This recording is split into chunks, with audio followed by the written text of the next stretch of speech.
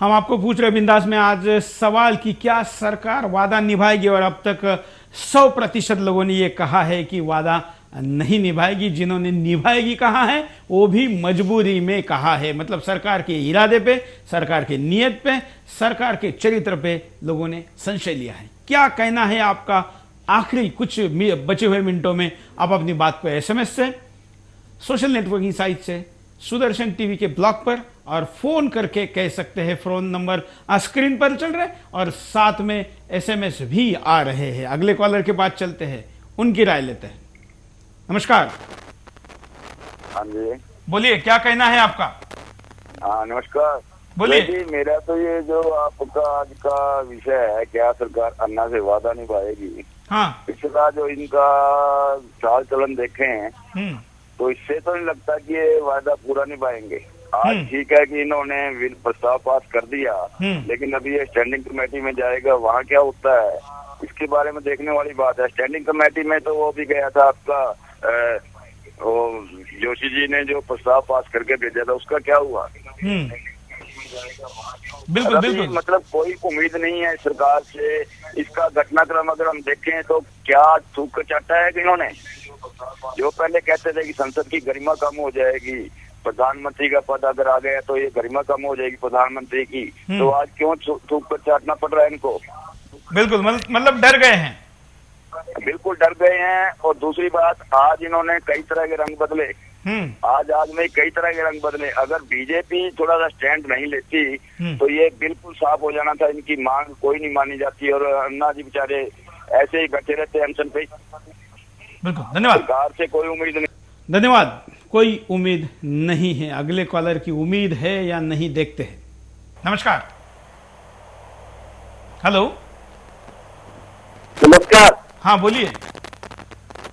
Sir मैं ये पूछ रहा हूँ कि 1947 से लेके आज तक हाँ इनकी सरकार थी कांग्रेस की, इन्होंने देश को क्या दिया आज तक? ये अपने मिनिस्टरों का सबकी संपत्ति का ब्यौरा इकट्ठा करें। हाँ। आज क्यों अन्ना को आने की जरूरत पड़ी? क्यों हर पब्लिक के हर आदमी को अन्ना बनने की जरूरत पड़ी? क्या ये भ्रष्ट नहीं है? ये अपनी संपत्ति का ब्यौरा दे और बताए पब्लिक को कि हमने क्या कमाया, क्या किया। और जब से लेके आज तक जब इनकी सरकार आई है, आज तक सबसे ज्यादा महंगाई इनके राज में बढ़ी है। ये सारे आंकड़े इकट्ठा करके पब्लिक को बताएं कि कब किसकी सरकार आई है और कितने देश में महंगाई बढ़ी है, और जब इनकी सरकार आई है कितने देश में महंगाई बढ़ी है। बिल्कुल, ये सब पब्लिक को बताएं, सरेआम बताएं ये लोग। बिल्कुल, धन्यवाद। अगले कॉलर के पास चलते हैं, उनकी भी राय लेते हैं। आप भी अपनी राय दे सकते हैं। नमस्कार। हरिओम, बोलिए। हाँ भैया, मैं ओम प्रकाश शर्मा बोल रहा हूँ। कहाँ से बोल रहे हो ओम प्रकाश जी? पिथौरा, रायपुर, छत्तीसगढ़ से जी। बोलिए। हाँ, ये अभी जो अपन सुने हैं संसद में जो वो चल रहा था, प्रभाव राव जी का हमने भाषण सुना, उससे ऐसा लगता है कि वो भ्रष्टाचार को खत्म करना नहीं चाहती हैं, भ्रष्टाचार को रखना चाहती हैं, क्योंकि कुछ भ्रष्टाचारी कांग्रेस ने उनको सिखा पढ़ा के ऐसा भेजा है। और हमको देखने में ये लगता है कि प्रधानमंत्री जी को उनके ऐसे शब्दों का उपयोग नहीं करना चाहिए। हाँ। लेकिन प्रधानमंत्री जी जो मुंह लटका के बैठे रहते हैं, उनको पहल कर इस अन्ना जी का जो आंदोलन है उसके लिए आगे आकर के उनको करना चाहिए कि भ्रष्टाचार मिटाने के लिए मैं आगे आ रहा हूँ, मुझे शामिल करना चाहिए। सब ऐसा करके खुद से पहल करके उनको करना चाहिए। वाकई जैसे कहते हैं सोनिया जी का पुतला है। बिल्कुल, उनको प्रणब मुखर्जी को आगे करना पड़ा है। हाँ, प्रणब जी को और सोनिया जी को, राहुल जी को ऐसा सामने करके वो पीछे रह रहे हैं और मुंह लटका के जिस तरह से संसद में बैठे रहते हैं, तो लगता नहीं कि ऐसे प्रधानमंत्री हमारे देश के लिए काम कर सकते हैं, देश का सही प्रतिनिधित्व करते हैं देश के साथ। वो भी हमेशा मुंह लटकाए रहते हैं। धन्यवाद। जी जी। अगले कॉलर के पास चलते हैं, उनकी भी राय लेते हैं। नमस्कार। मैं सऊदी अरब जद्दा से बोल रहा हूँ। बोलिए। ये आपका न्यूज हम लोग देख रहे हैं। अभी तो इन्होंने ये आश्वासन दे दिया कि हाँ चलिए ठीक है, हम आपकी बिल को पास करेंगे, सही है ना? हाँ। तो आगे चल करके क्या इस बात को ये लोग मानेंगे? क्या सरकार इस बात को मानेंगे? यही तो हम पूछ रहे हैं, यही तो हमारा आज का सवाल है। और दूसरा बात कि ये लोग ये बोल रहे हैं, जो पॉलिटिशियन जो हैं, जो नेता हैं, जो सफेद लिबास पहने हुए हैं, वो लोग ये बोल रहे हैं कि आप इलेक्शन करके आओ। तो इलेक्शन यदि करके इनको आना है तो आप फिर क्यों बैठे हो कुर्सी पे? आप हट जाओ, इनको बैठाते हैं हम लोग। बिल्कुल बिल्कुल। मायावती ने मैंने देखा इस सुदर्शन न्यूज पे 2 दिन के पहले मैंने न्यूज देखा था। हाँ। कि उन्होंने बोला कि भाई आप इलेक्शन करके आओ, तो ठीक है आप अपनी कुर्सी छोड़ दीजिए, दूसरे को बैठा करके हम लोग देखते हैं। बिल्कुल। आप जद्दा से बोल रहे हैं? जी जी बिल्कुल, मैं जद्दा से बोल रहा हूँ, मेरा नाम इंद्रभूषण सिंह है। तो वहां पर कितने भारतीय हैं?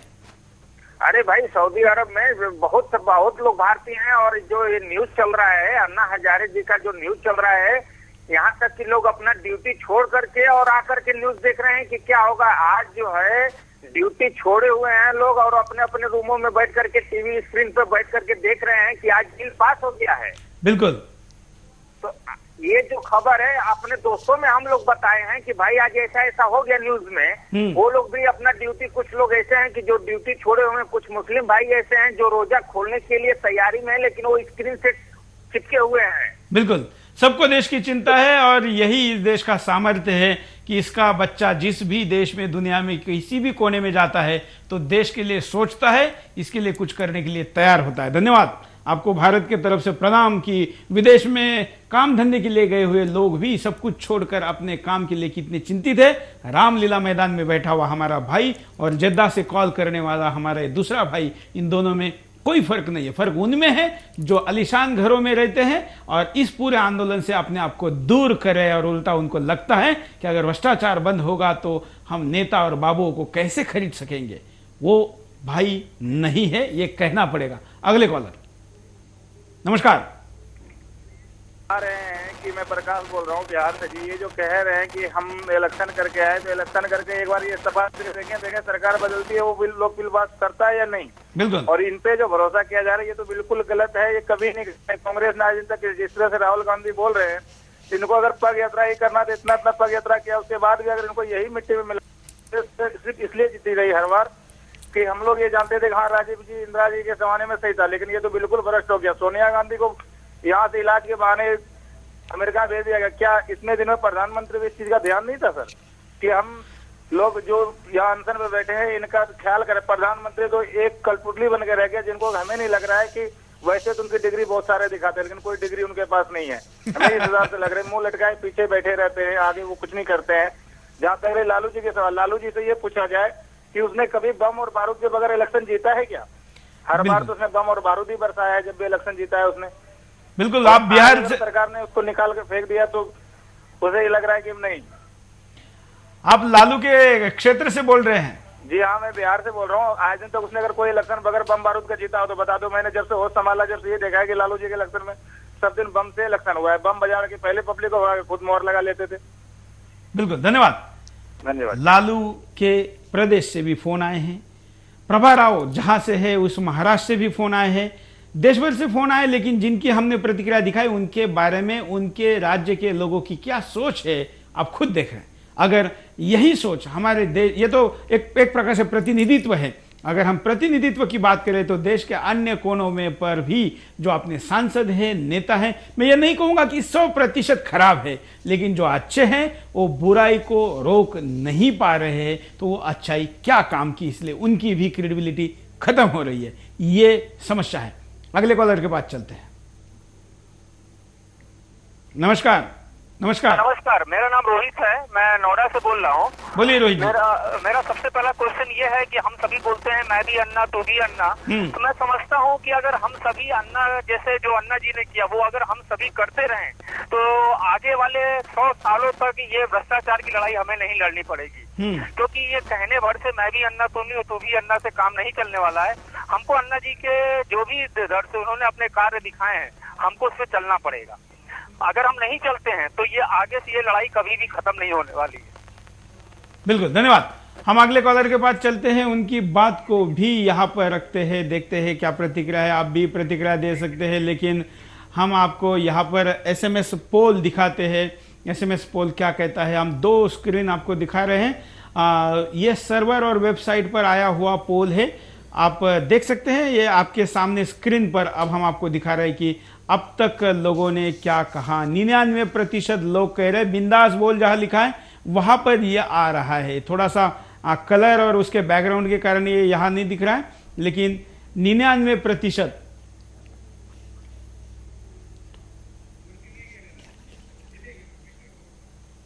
आप देख रहे हैं जो SMS पोल है वो 99% लोग कह रहे हैं कि सरकार वादा नहीं निभाएगी। फोन पर भी 99% लोगों ने कहा कि वादा नहीं निभाएगी। जिस 1% लोगों ने कहा है कि सरकार वादा निभाएगी, वो भी प्रतिशत वो है जिस प्रतिशत में लोगों को लगता है कि डर के मारे, लोक लज्जा से या कोई दूसरा ऑप्शन नहीं होने के कारण शायद ऐसा हो सकता है। तो ये मजबूरी है और आज के ये SMS पोल का रिजल्ट है 99 और 1। आज हम आपके सामने इस पोल के साथ आए। अब हम बिंदास बोल में दोबारा SMS पोल शुरू करें जैसे कि पहले करते थे, और अब हम आपको प्रतिशत के आधार पर SMS में, वेबसाइट में और सोशल नेटवर्किंग साइट में क्या रेशो रहा ये भी बताएंगे। आज आपने अच्छी प्रतिक्रिया दी। हमेशा की तरह बेखौफ होकर बोलना इस बिंदास बोल कार्यक्रम की विशेषता है, लेकिन सबसे जरूरी देश का मिजाज क्या है यह भी समझ में आता है। रामदेव बाबा के साथ धोखा होगा यह हमने 3 दिन पहले कहा था। अन्ना हजारे के अरेस्ट के बारे में हमने करीब 26 घंटे पहले खबर दी थी, और आज अनशन नहीं टूटेगा ये भी, ऐसी कई खबरें हम सबसे पहले देने में कामयाब रहे हैं। लेकिन हम हमेशा कहते हैं कि हमें केवल चैनल नहीं, देश नंबर 1 बनाना है, इसलिए हम देश के चर्चा पर जोर देते हैं। देश की चर्चा आगे भी बिंदास बोल में चलती रहेगी। बिंदास बोल में क्या विषय हो, क्या प्रतिक्रिया ली जाए, कैसे विषय को आपके सामने रखा जाए। अगर आप हमसे नाराज है फिर भी आप आपकी प्रतिक्रिया हमको भेज सकते हैं, और अगर आप बिंदास बोल में क्या विषय लिया जाए ये बताना चाहते हैं तो भी आप हमको बता सकते हैं। हमारा पता है बिंदास बोल, Sudarshan TV, A88 sector 4 Noida.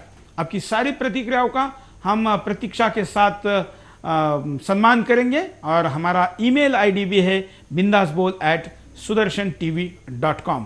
यहां पर आप हमको मेल कर सकते हैं, और हमारा SMS ID है 53536। यहां पर आप STV लिखे, स्पेस दे और आगे बिंदास बोल लिख के क्या विषय हो ये बताएं। आपके सारे प्रतिक्रियाओं का हम प्रतीक्षा यहां पर इंतजार करेंगे। आज के लिए इतना ही। जय हिंद।